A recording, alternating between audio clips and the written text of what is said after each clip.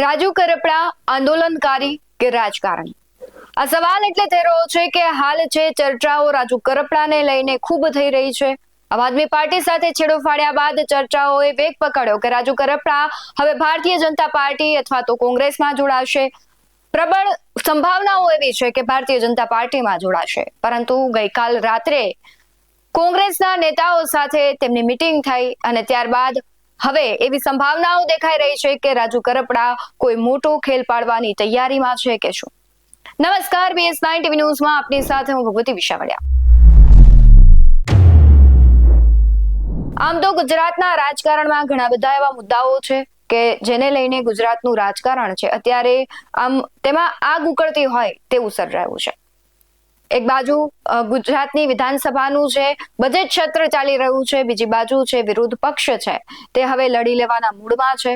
કોંગ્રેસ પણ હવે ક્યાંક પોતાના જે લંગડા ઘોડાઓ છે તેને ટાટા બાય બાય કહી અને નવા તાકતવર જે નેતાઓ છે તેને પોતાની પાર્ટીમાં સામેલ કરવાની તૈયારીઓ કરી રહી છે, મીટિંગ કરી રહી છે. અને રાહુલ ગાંધીએ પણ ક્યાંક કમાન્ડ આપી દીધું છે કે હવે ગુજરાતમાં જે કદાવર નેતાઓ છે જે અન્ય પાર્ટીમાંથી રાજીનામા આપે છે તેને મનાવી અને આપણે કોંગ્રેસમાં સામેલ કરવામાં આવે.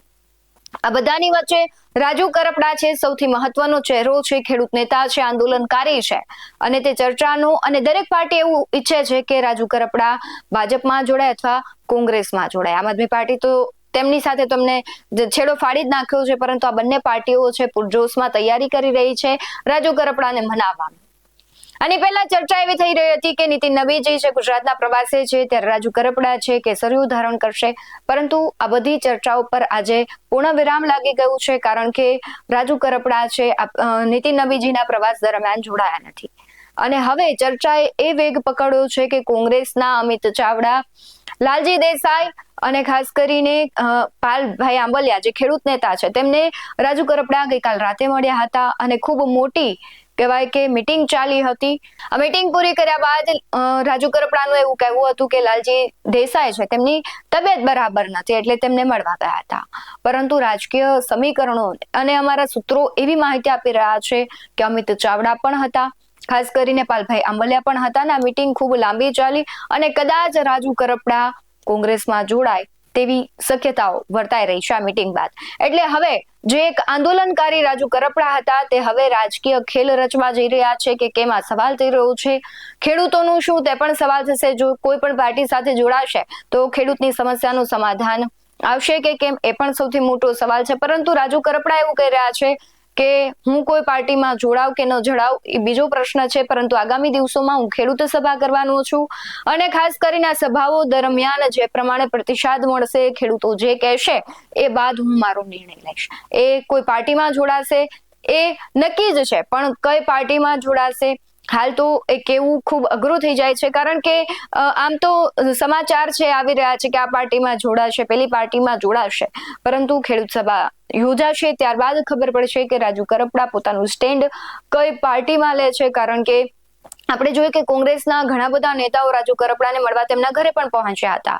પાલભાઈ આંબલિયા સાથે પણ તેમની મીટિંગ થઈ હતી અને આપ સાથે છેડો ફાડેલા કહેવાય છે કે કરસન બાપુ ભાદરકા સાથે પણ તેમની મીટિંગ થઈ હતી અને એ બંને તેમને આમંત્રણ આપ્યું હતું કે કોંગ્રેસમાં જોડાય છે.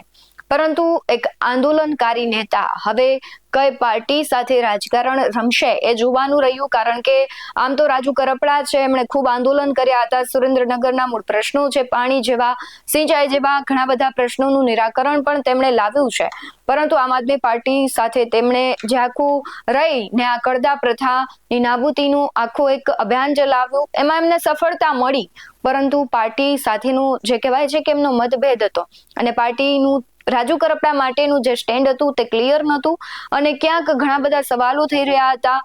તેમની પોતાની પણ નારાજગી ખૂબ બધી હતી, એટલા માટે તેમણે છેડો તો ફાડ્યો. પરંતુ હવે રાજુ કરપડા આંદોલનકારી મટીને રાજકારણી બનશે કે પછી આંદોલનકારી સાથે જ તે રાજકારણ કરશે? કારણ કે જ્યારે પણ કોઈ એક પાર્ટી સાથે જોડાય છે ઘણી બધી એવી ચર્ચાઓ થાય કે કોઈ એક દિગ્ગજ વ્યક્તિ છે, તાકતવર વ્યક્તિ છે, એ કોઈ પાર્ટી સાથે જોડાય એટલે તે બિલાડીનું બચ્ચું બની જતું હોય છે કે તે બોલી ના શકે. આપણે ભૂતકાળમાં ઘણા બધા એવા કિસ્સાઓ જોયા. હાર્દિક પટેલનું જ તમે જોઈ લો કે કેટલા આંદોલનકારી હતા તેમની તો કહેવાય છે કે લડવાની જે તાકાત હતી તે આખા ગુજરાતમાં ચર્ચાનું કેન્દ્ર બનતી હતી, પરંતુ હવે એ જ હાર્દિક પટેલ છે કે તમે જોઈ શકો કે એ કેટલા શાંત થઈ ગયા છે. એટલે કોઈ પણ પાર્ટીમાં જોડાયા પહેલા એક આંદોલનકારીને વિચારવું પડતું હોય છે કે જો મારું કદ નાનું થઈ જશે, મારી શક્તિ છે તે સંકોચાઈ જશે, તો એ પાર્ટી સાથે કામ કરવું યોગ્ય નથી. અને ખેડૂતોનો વિશ્વાસ છે કે ખેડૂતોની સમસ્યા કદાચ રાજુ કરપડા છે કહેવાય છે કે ઉજાગર કરશે તો સમાધાન આપી શકે છે. એટલે હવે રાજુભાઈ છે આંદોલનકારી બનશે કે એક રાજકારણી? શું મોટો ખેલ રાજુ કરપડા પાડશે કે કેમ? અને જે ખેલ પાડશે એ કઈ પાર્ટીમાં પાડશે? અને કોઈ પણ પાર્ટીમાં જોડાય છે તો ખેડૂતોને શું લાભ મળશે તે સૌથી મોટો સવાલ છે. તમારું શું માનવું છે કમેન્ટમાં જરૂરથી જણાવજો. બાકી આવા જ વધુ અહેવાલો સાથે ફરી મળતા રહીશું. તમે અમારી યુટ્યુબ ચેનલને સબસ્ક્રાઇબ કરવાનું, અમને ફેસબુક અને ઇન્સ્ટાગ્રામ પર ફોલો કરવાનું ભૂલશો નહીં. બાકી અવનવી અપડેટ્સ મેળવવા માટે આપ જોતા રહો BS9 ન્યૂઝ. નમસ્કાર.